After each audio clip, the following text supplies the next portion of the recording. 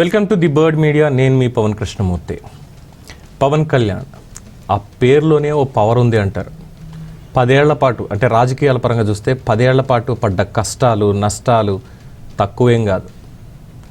ఏ party చేయనటువంటి పనులు, ముఖ్యంగా పవన్ కళ్యాణ్ ఎవరన్నా రాజకీయంగా విరాళాలు తీసుకొని సేవా కార్యక్రమాలు ఇవి చేస్తారు. కానీ పవన్ కళ్యాణ్ మాత్రం ఆయన సంపాదించిన ప్రతి రూపాయి తీసుకెళ్ళి ఎక్కడ దొరికితే అక్కడ, ఆఖరికి ప్రభుత్వంలో ఉన్నప్పుడు కూడా, ప్రభుత్వంలో ఉండి ప్రభుత్వ సొమ్ము ఏదైతే ఉందో ముఖ్యమంత్రి సహాయ నిధి కావచ్చు, లేదంటే గ్రాంట్లు కావచ్చు, కేంద్రం నుంచి వచ్చేటువంటి ఎయిడ్స్ కావచ్చు, వీటి నుంచి ప్రజలకి సాయం చేయొచ్చు. అది మాత్రమే కాకుండా వ్యక్తిగతంగా కూడా, అది కూడా పదవిలో ఉండే, గతంలో ఏ ముఖ్యమంత్రి కావచ్చు, ఏ ప్రధానమంత్రి కావచ్చు, లేదంటే ఏ ఎమ్మెల్యే, ఏ ఎంపీ కూడా ఇలాగ వ్యక్తిగతంగా ప్రభుత్వం నుంచి సాయంతో పాటుగా వ్యక్తిగత సాయం చేసిన వాళ్ళు చాలా అరుదుగా ఉన్నారు. చాలా అంటే చాలా అరుదుగా. లేదంటే పార్టీ పరంగా సేవా కార్యక్రమాలు చేస్తున్నవి ఆల్రెడీ ఉన్నాయి. కానీ పవన్ కళ్యాణ్ మాత్రం వ్యక్తిగతంగా, తను పార్టీ పరంగా కూడా కాదు, పవన్ కళ్యాణ్ వ్యక్తిగతంగా సాయం చేయడం అనేది మాత్రం ఇప్పటికీ చాలా గొప్ప విషయం అంటారు అభిమానులు.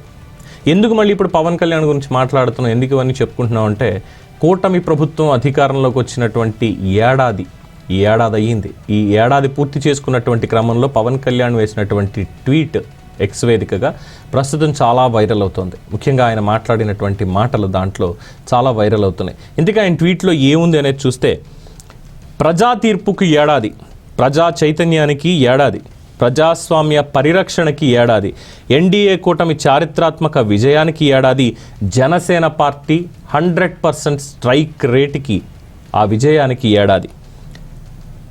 4/6/2024 ఇది భారతదేశ రాజకీయ చరిత్రలో నిలిచిపోయే రోజు.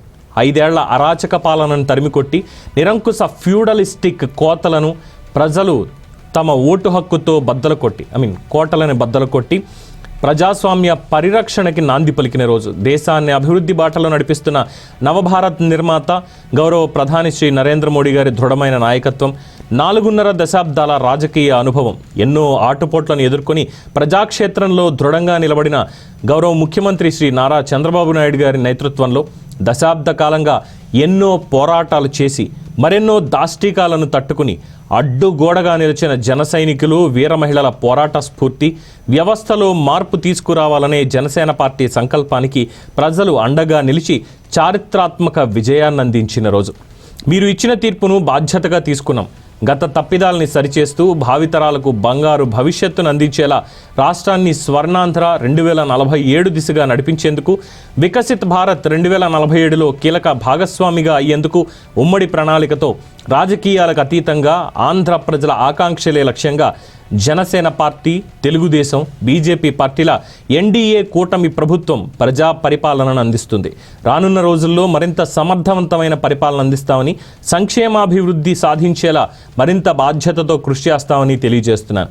ఈ విజయంలో కీలక పాత్ర పోషించిన జన సైనికులకు, వీర మహిళలకు, తెలుగుదేశం పార్టీ, భారతీయ జనతా పార్టీ కార్యకర్తలకు, 3 పార్టీల నాయకులకు మనస్ఫూర్తిగా ధన్యవాదాలు తెలియజేస్తున్నాను. 1 year of NDA historic victory, ప్రజా తీర్పు దినం. అంటే వైసీపీ వెన్నుపోటు దినం అని చేస్తుంటే, వెన్నుపోటు దినం కాదురా, మీ కోటలు బద్దలు కొట్టి ఆ పాలనలోకి వచ్చిన ప్రజా తీర్పు దినం ఇది అంటూ పవన్ కళ్యాణ్ చాలా ఘాటుగానే బదులిచ్చారని చెప్పొచ్చు. ఇది ప్రజా తీర్పు దినం. నిజమే, ప్రజాస్వామ్యంలో మమ్మల్ని ఇన్నాళ్ళు అరాచకంగా పరిపాలించినటువంటి వాళ్ళకి మేము చరమగీతం పాడుతున్నామని చెప్పి ఓటు హక్కు ద్వారా తెలియజేసినటువంటి దినం. ఇంకేం చెప్పాలి అంతకుమించి? ప్రజాస్వామ్య దినోత్సవం అని చెప్పి పెట్టొచ్చు. ఈరోజుకి జూన్ 4ని ఆంధ్రప్రదేశ్లో అయితే ప్రజాస్వామ్య దినోత్సవం అని చెప్పి ఈరోజు పండగ రోజే చేసుకోవచ్చు అంటున్నారు అక్కడ ఉన్నటువంటి వాళ్ళు. సో మొత్తానికి పవన్ కళ్యాణ్ ట్వీట్ అనేది అయితే చాలా రచ్చరచ్చ అవుతుంది, వైరల్. అందులో కూడా కోటలని బద్దలు కొట్టాం, వైసీపీ కోటలని బద్దలు కొట్టామంటూ ఆయన చెప్పింది. ముఖ్యంగా అరాచక పాలనని తరిమికొట్టి నిరంకుశ ఫ్యూడలిస్టిక్ కోటలని ప్రజలు తమ ఓటు హక్కుతో బద్దలు కొట్టి ప్రజాస్వామ్య పరిరక్షణకి నాంది పలికిన రోజు అంటూ పవన్ కళ్యాణ్ చేసిన వ్యాఖ్యలు ప్రస్తుతం వైరల్ అవుతున్నాయి. మీరేమంటారు? పవన్ కళ్యాణ్ కరెక్ట్గానే మాట్లాడారంటారా?